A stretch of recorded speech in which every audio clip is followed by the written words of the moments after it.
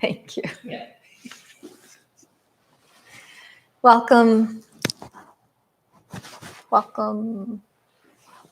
Hello. Hello.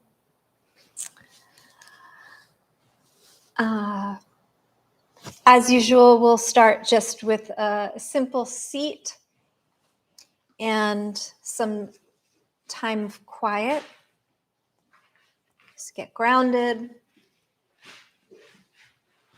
Settle into where your body meets some base of support and intentionally connect into that support.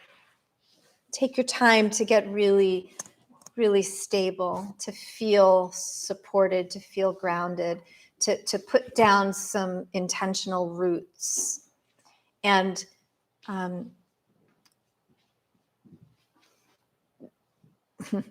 the harder things are around us, the more important it becomes to feel the roots of being.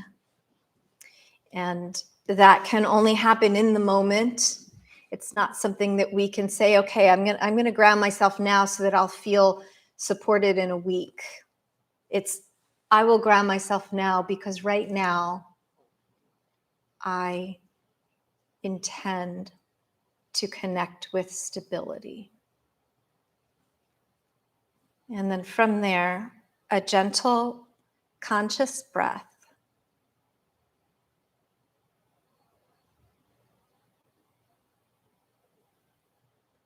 A sweep of inhale that's unmistakably present.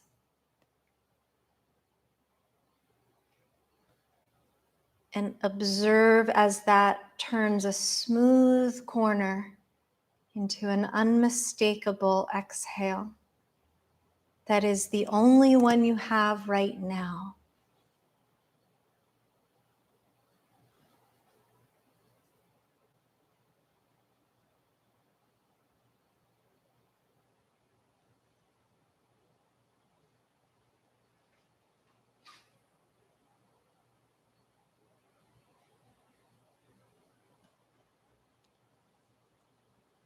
And then watch as the next scoop of inhale arrives. And watch yet again, as if you've never seen it before, as it turns a smooth corner to exhale.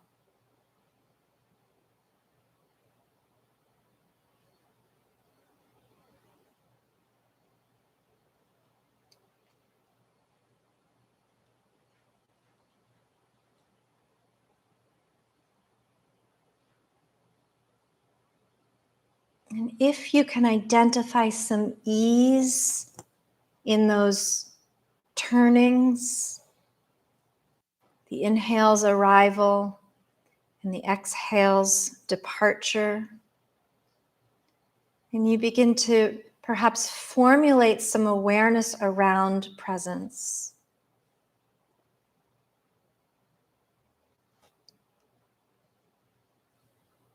Without having to characterize or classify or evaluate what that presence feels like, just to understand that it is, that is what being means.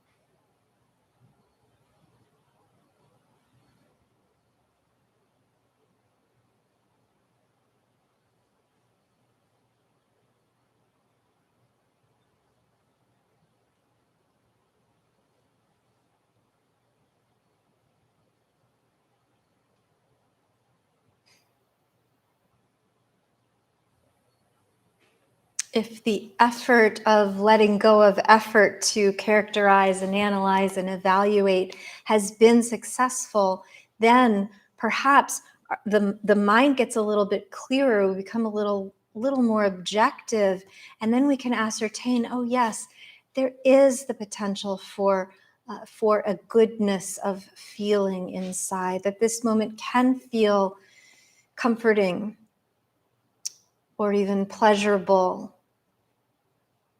in spite of all intellectual understandings telling us what's wrong.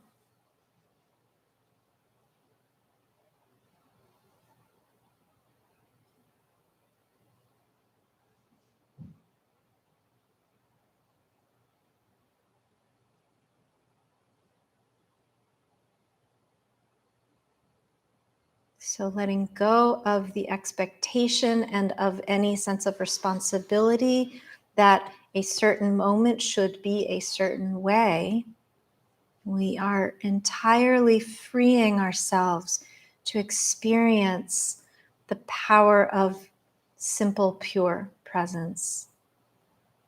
And the nervous system inevitably will interpret that as long as safety is available, as an ideal place to be.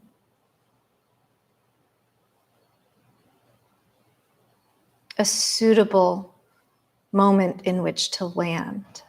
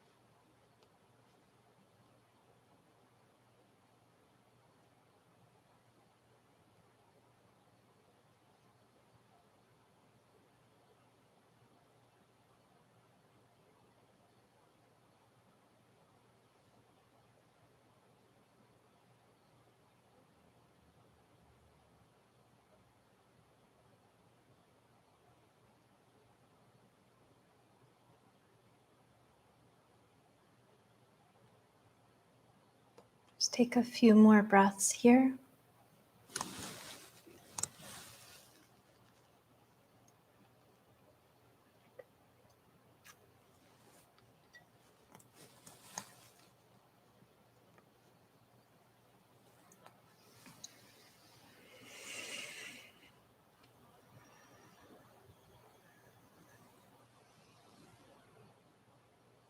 Gently return your awareness to your immediate surroundings, to this particular moment. So it's been a week of horror and heartbreak around the world, and what I'll offer tonight is just a lot of space, just a lot of quiet. I do have a few thoughts to share and a few poems to read, but I think the best thing we can do in the realm of a meditation practice is to give it space. And so I'll speak to that a little bit. In any crisis, whether it's near or far, whether we're personally affected or not,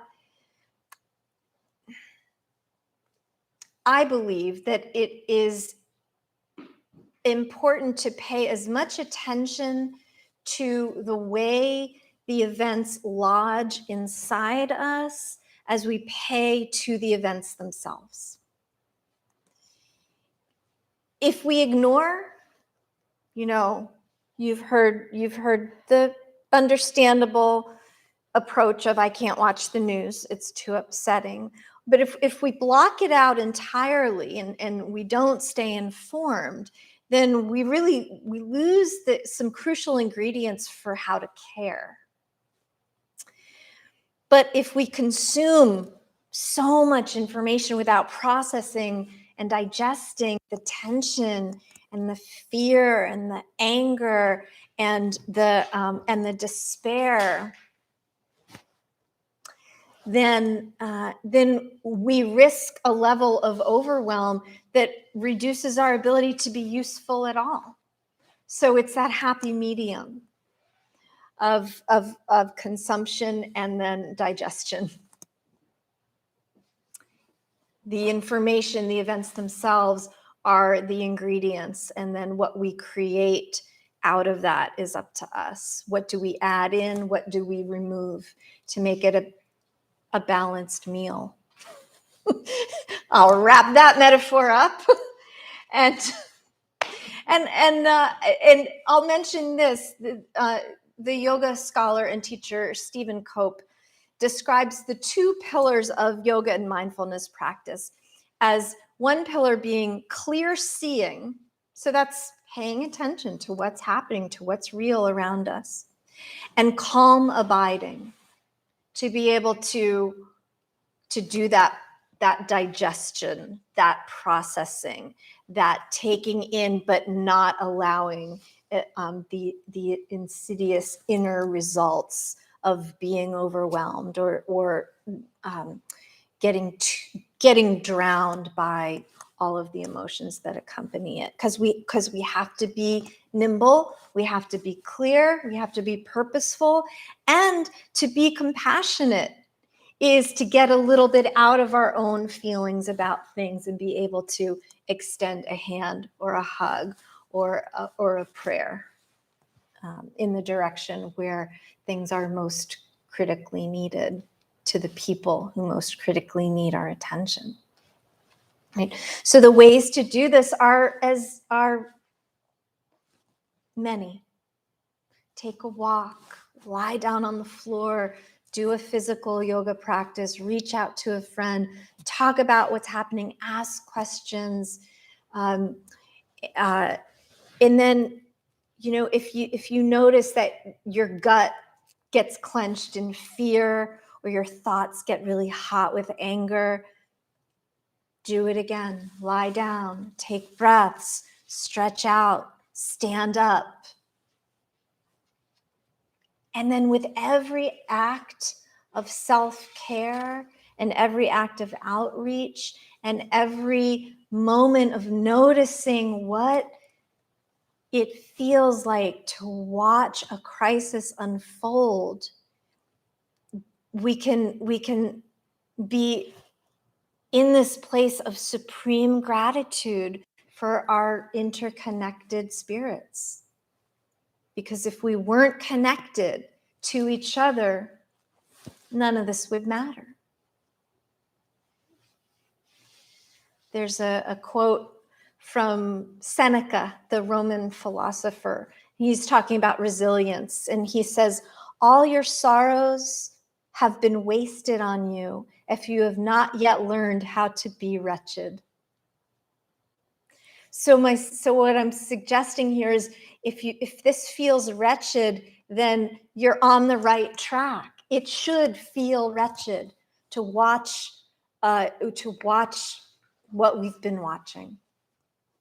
And then to learn how to be wretched is to learn how not to let the wretchedness take residence inside. Pema Chodron has a similar thought about how to thrive. This is from her famous teaching, When Things Fall Apart. She says, only to the extent that we expose ourselves over and over to annihilation can that which is indestructible be found inside of us. And I read that line today, and I immediately thought of all of the Ukrainian people and all of our friends who are connected to them, and to say, yeah, they are demonstrating right now their indestructibility, and I feel like most of the world has their back. So I've got a couple more poems to share, but I want to take some time now for silence. And if you can, once again, check in with your ground.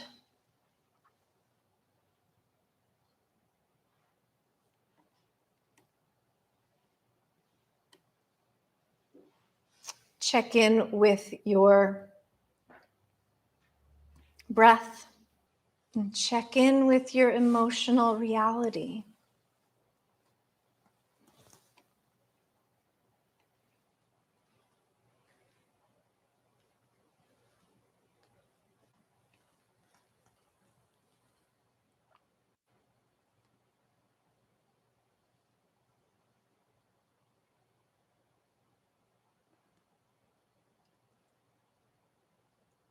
Do you detect wretchedness? Do you detect fear, anger, despair, whatever it is, confusion?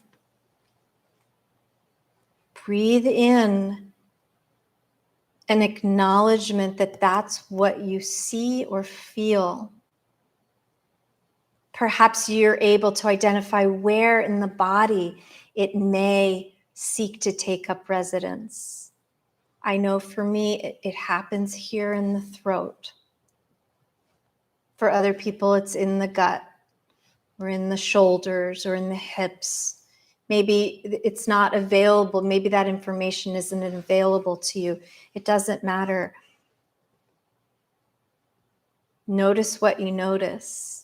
Meet it with breath, with patience, with compassion, and then let the next breath go to make room yet again for another.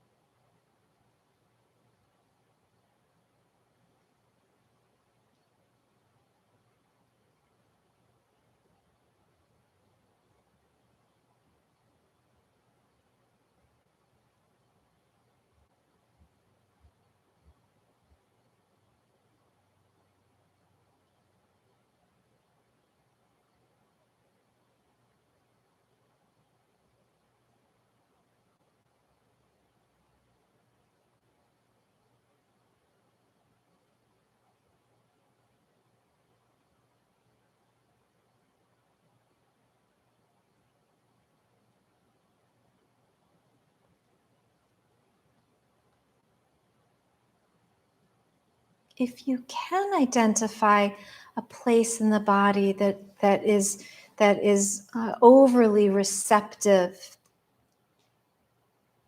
to having difficult emotion get lodged, bring your mind to that space wherever it is in you.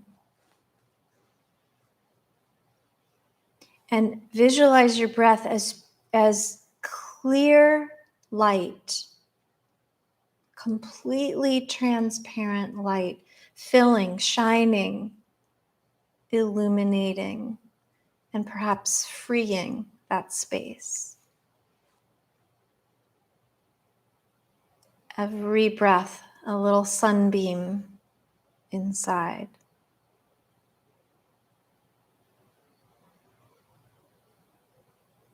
The body responds pretty magically to imagery.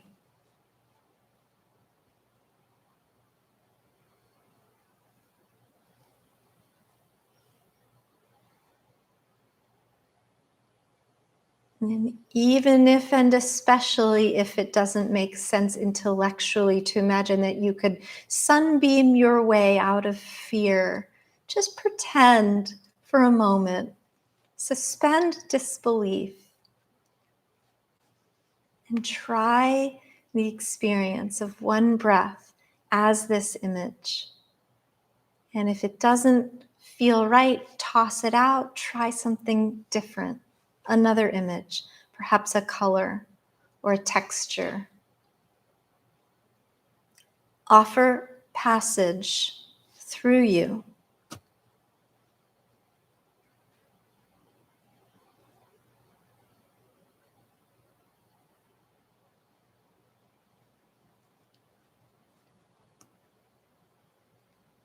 There are no dead ends in the body.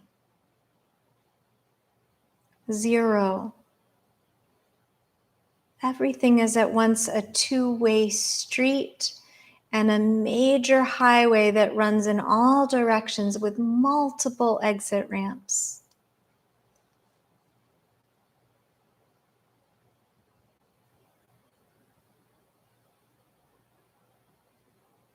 And these difficult times create traffic jams inside.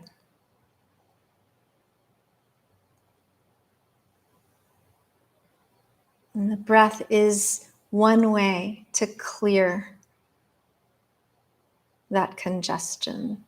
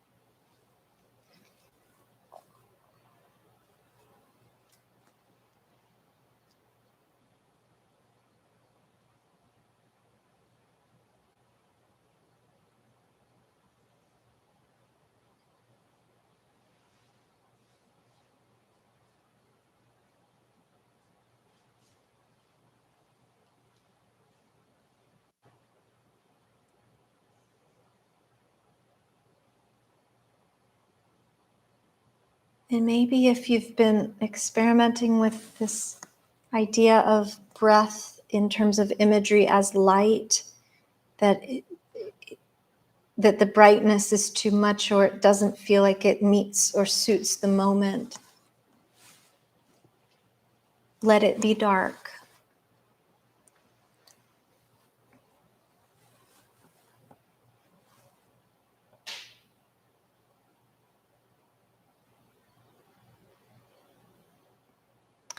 I have a poem here from Emily Dickinson that was written during personal turmoil for her, but also as the Civil War raged around her.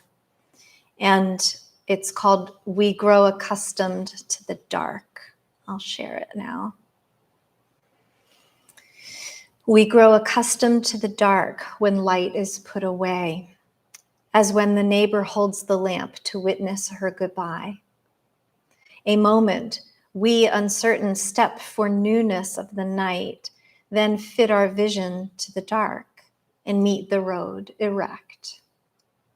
And so of larger darkness, those evenings of the brain, when not a moon disclose a sign or star come out within. The bravest grope a little and sometimes hit a tree directly in the forehead, but as they learn to see, either the darkness alters or something in the sight adjusts itself to midnight and life steps almost straight.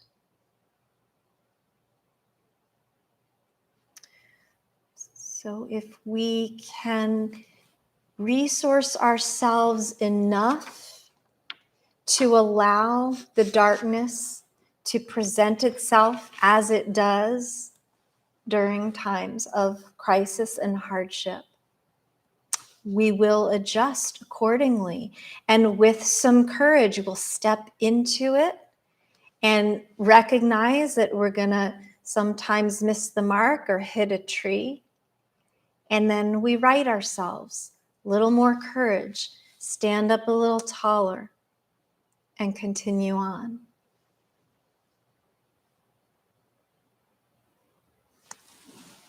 And so if we are inclined to offer our awareness and our hearts to the places in the world right now where it seems most dark,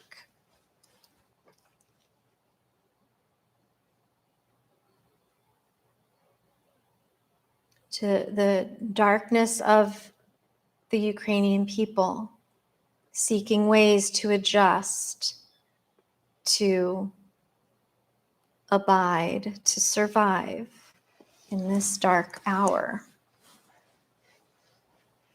It might not feel like anything to offer some light, but it might feel like something.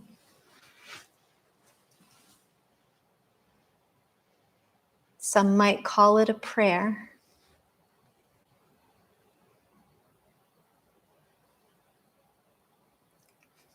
Or a little spiritual hug.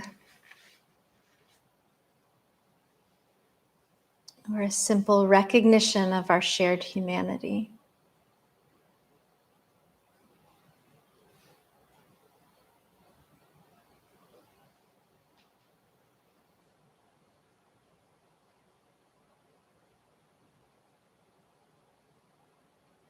We might extend all of those things to the Russian people who want no part of this moment and who are bravely protesting in their own places.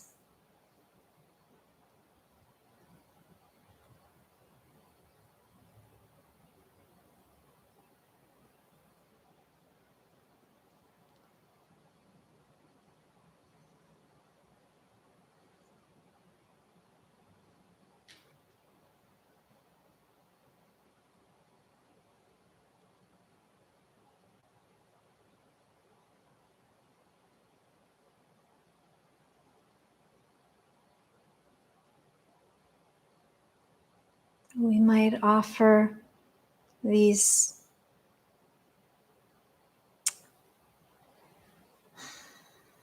beams of light to our ancestors and the ancestors of the people in this long-standing and often troubled part of the world. Maybe we have some ties ancestrally. I know personally that a little more than 100 years ago, my own grandmother fled Kyiv. So many of us can trace connection. to this land that's in the midst of the depths of suffering.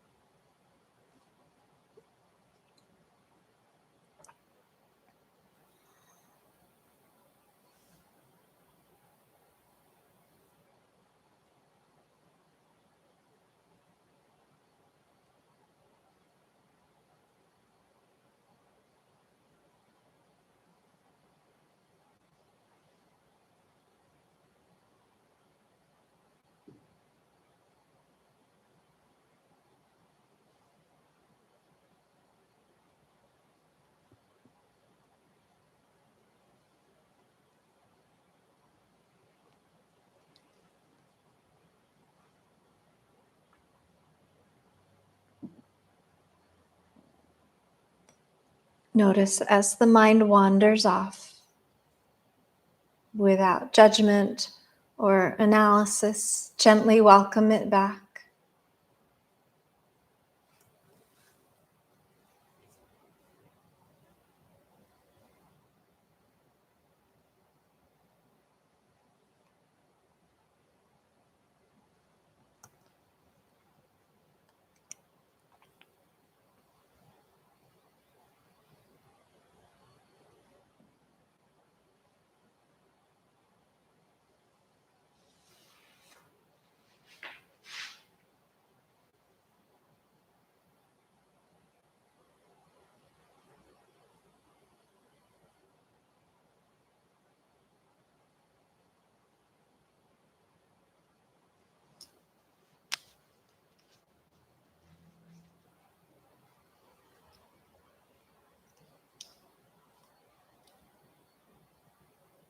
Tune in again to the breath, to the presence and potential of light,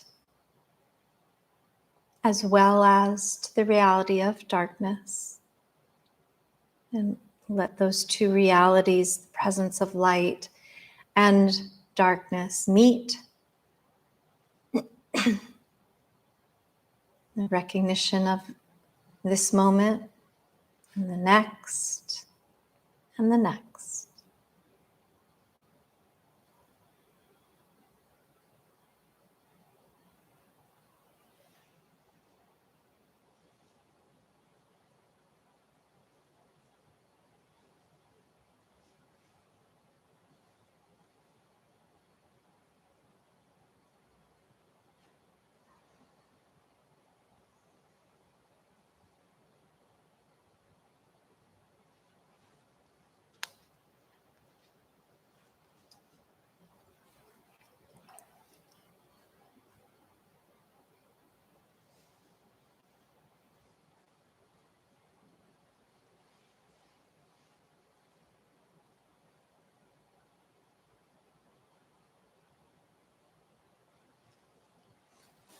I'll share another poem. This is by the poet and the astronomer, Rebecca Elson. It's called Let There Always Be Light, and in parentheses, searching for dark matter.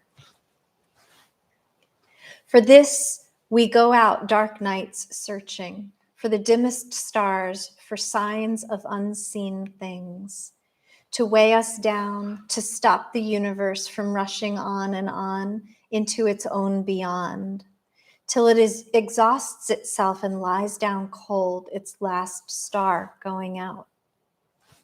Whatever they turn out to be, let there be swarms of them, enough for immortality, always a star where we can warm ourselves. Let there be enough to bring it back from its own edges, to bring us all so close we ignite the bright spark of resurrection. So for our final stretch of time in quiet, perhaps we can bring to mind an offering of a bright spark of resurrection that includes all of the fortitude, the strength, the resolve, the courage to the Ukrainian people. And with that, deep prayers for peace. Just notice your breath. Notice the ground underneath you. Make space. Take time.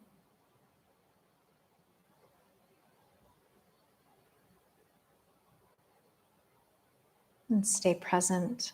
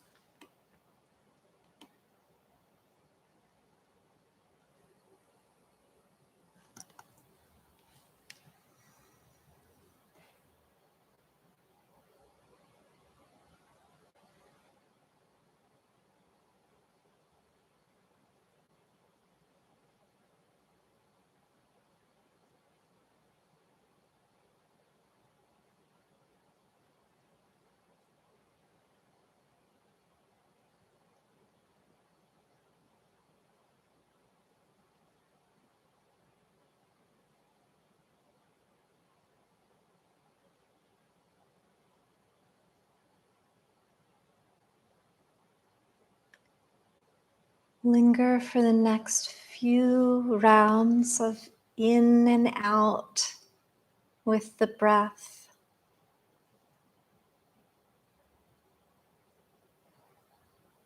pull in, if you can, some sense of light, representing some sense of hope. And offer that right back out to all of the darkest corners.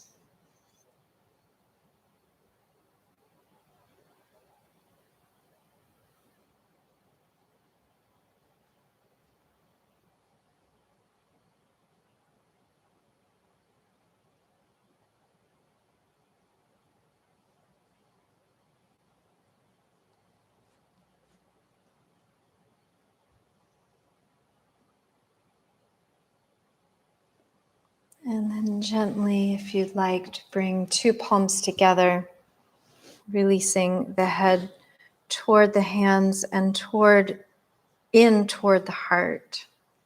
May all beings be happy. May all beings be free from suffering.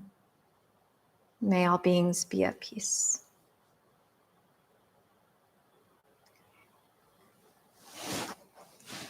Thank you.